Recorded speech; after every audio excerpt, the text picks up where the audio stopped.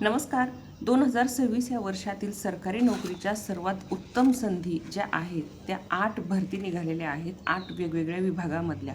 यामध्ये प्रामुख्याने रेल्वे विभाग आहे किंवा इन्कम टॅक्स विभाग आहे, अंगणवाडी भरती आहेत, महिलांसाठी पुरुषांसाठी वेगवेगळे विभाग आहेत, ज्याच्यामधून की पोलीस भरतींमधले काही विभाग आहेत. त्यामध्ये तुम्हाला सर्वांना गव्हर्नमेंट जॉबची एक उत्तम संधी आहे. कोणकोणते विभाग आहेत, कशा कशा प्रकारे आपण यामध्ये पेमेंट किती असेल, किती जागा असतील, कास्ट वाईज यामध्ये काही सवलती आहेत का, महिलांसाठी काही वेगळ्या सवलती आहेत का, आणि याच्यामध्ये एज लिमिट काय, या सर्व गोष्टींची माहिती, सविस्तर माहिती आपण या व्हिडिओच्या माध्यमातून पाहणार आहोत.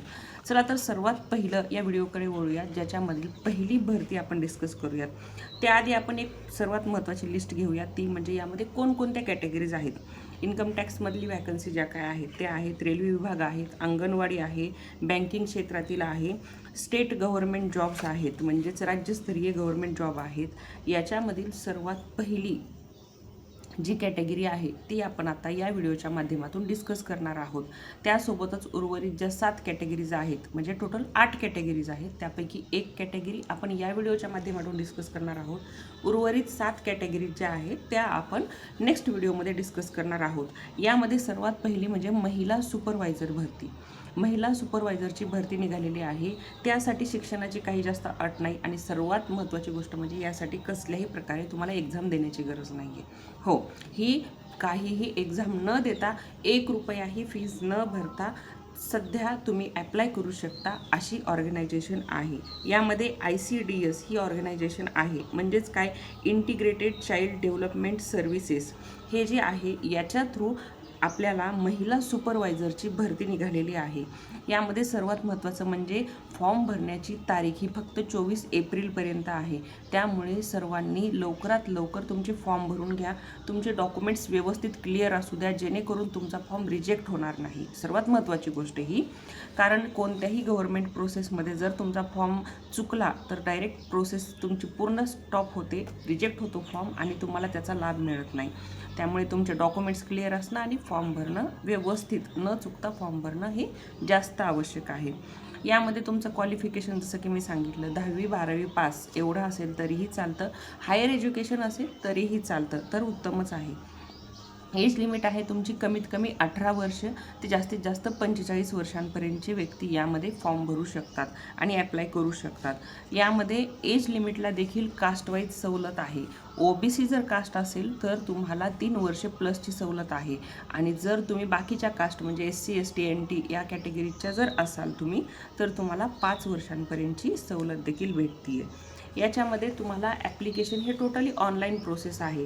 त्यामुळे तुम्ही कोणत्याही कम्प्युटर सेंटरवरती जाऊन कुठल्याही प्रकारे तुम्ही ही वेबसाईट टाकून याच्यावरती तुम्ही फॉर्म भरू शकता, आणि फक्त फॉर्म भरायचा आहे तुम्हाला. ना एक्झाम द्यायची आहे, ना कुठली फीज लागते. यामध्ये 1 रुपयाही फीज आकारली जाणार नाही सरकारकडून, कारण ही महिलांसाठी भरती आहे. तर महिलांसाठी सरकारकडून उचललेलं हे एक योग्य पाऊल आहे असं म्हणता येईल, कारण यामध्ये तुम्हाला विनाशुल्क विनामूल्य ही भरती, ही जी काही व्हॅकन्सी आहे याचा फॉर्म भरता येणार आहे. याच्यामध्ये सिलेक्शनची प्रोसेस कशी आहे ती आपण थोडक्यात पाहण्याचा प्रयत्न करूयात.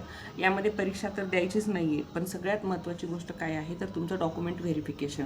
डॉक्युमेंट्स तुम्ही कशा प्रकारे अपलोड करताय, किती क्लिअर अपलोड करताय, तुमच्या डॉक्युमेंट्समध्ये काही चुका तर नाहीत ना, किंवा काही खोटी माहिती तर नाही ना, हे आधी लक्षात घ्या. ही जर गोष्ट व्यवस्थित असेल तर तुमचं 100% सिलेक्शन पक्का आहे. यामध्ये मेरिट लिस्टनुसार म्हणजे तुमच्या मार्क्सनुसार तुम्हाला पोझिशन्स भेटणार आहेत, पण नक्कीच भेटणार आहेत, हे मात्र नक्की आहे. यामध्ये डॉक्युमेंट व्हेरिफिकेशनमध्ये काय काय डॉक्युमेंट्स रिक्वायर आहेत ते पाहूयात आपण. सर्वात पहिल्यांदा म्हणजे तुमचा फोटो आणि सिग्नेचर. तुमचा फोटो, जे काही तुमचे पासपोर्ट साईज फोटोज असतील ते फोटोज आणि सिग्नेचर ह्या 2 गोष्टी महत्त्वाच्या आहेत. त्याच्यानंतर तुमचा 10वी 12वीची मार्कशीट देखील महत्त्वाची आहे.